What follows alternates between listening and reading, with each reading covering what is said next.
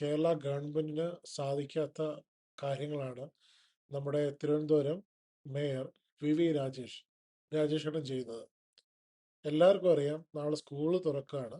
അപ്പോൾ തിരുവനന്തപുരത്ത് ഒട്ടാകെ അദ്ദേഹം മറ്റേ ലഹരി വിരുദ്ധ കാര്യങ്ങൾ, ലഹരി മാഫിയകൾക്ക് എതിരെ അദ്ദേഹം അവിടുത്തെ സ്കൂളുകൾ കേന്ദ്രീകരിച്ചിട്ട് അവിടെ അടുത്തുള്ള കടകളിലെല്ലാം മിന്നൽ പരിശോധനയാണ്. കുറേ സംഭവങ്ങളൊക്കെ പിടിച്ചെടുത്തു എന്ന് കാണാൻ സാധിക്കുന്നു.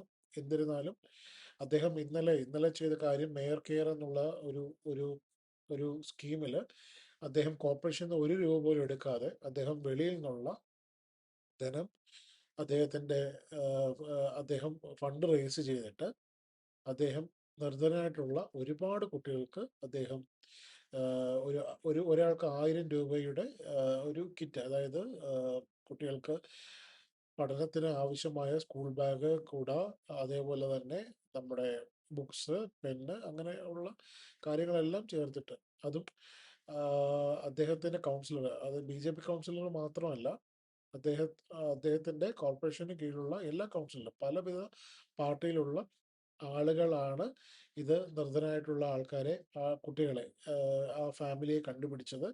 എന്നിട്ട് BJP കൗൺസിലർ മാത്രമല്ല ആക്ച്വലി ഇത് ഡിസ്ട്രിബ്യൂട്ട് ചെയ്യുന്നത്. തിരുവനന്തപുരം നഗരസഭയ്ക്ക് കീഴിലുള്ള എല്ലാ കൗൺസിലർമാർക്കും ഇതിൻ്റെ അവകാശം കൊടുത്തു. ഓരോരുത്തരുമാണ് അവരുടെ പ്രദേശങ്ങളിലുള്ള കുട്ടികൾക്ക് ഇത് കൊടുക്കുന്നത്.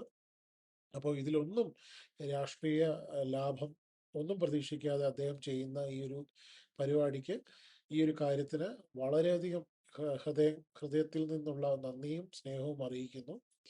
സത്യം പറഞ്ഞാൽ ഇതേപോലത്തെയുള്ള മനുഷ്യരാണ് നമുക്ക് നമ്മുടെ കേരളത്തെ ഭരിക്കാൻ, നമ്മളെ നമ്മളെ ഭരിക്കാൻ വേണ്ടി നമ്മൾ തിരഞ്ഞെടുക്കേണ്ടത്. എന്നിരുന്നാലും BJPയിലെ ഒരു അത്യുഗ്രമായ ഒരു അടിപൊളിയായിട്ടുള്ള ഒരു കാൻഡിഡേറ്റ് ആണ് രാജേഷേട്ടൻ എന്ന് പറയാതിരിക്കാൻ കഴിയില്ല. എന്തായാലും ഇങ്ങനെ തന്നെ ഇതിനേക്കാളും ഉഷാറായിട്ട് അദ്ദേഹം മുന്നോട്ട് പോകട്ടെ. അതോടൊപ്പം തന്നെ ഇന്നലെ തിരുവനന്തപുരത്ത് മഴ പെയ്തപ്പോൾ അവിടെ കുറേ വെള്ളം കെട്ടി നിന്നെന്ന് പറഞ്ഞിട്ട് അദ്ദേഹത്തെ ഒന്ന് ചുണ്ടി പിടിപ്പിക്കാനൊക്കെ മാപ്രകൾ നോക്കി. പക്ഷെ അതിനെയൊക്കെ നല്ല രീതിയിൽ, ശിവൻകുട്ടി വരെ പോസ്റ്റ് ഇട്ടേക്കുന്ന കണ്ടു, ഇതുപോലെ വെള്ളം പൊക്കി എന്ന് പറഞ്ഞിട്ട്. 10-45 വർഷത്തോളം ഇവരുടെ ഭരിച്ചു മുടിച്ചിട്ട് ഇവർക്കൊന്നും ചെയ്യാൻ കഴിഞ്ഞില്ല. ഇപ്പോൾ കോർപ്പറേഷൻ ഇപ്പോൾ ഭരണത്തിൽ വന്നിട്ട് കുറച്ച് നാളല്ലേ ആയുള്ളൂ.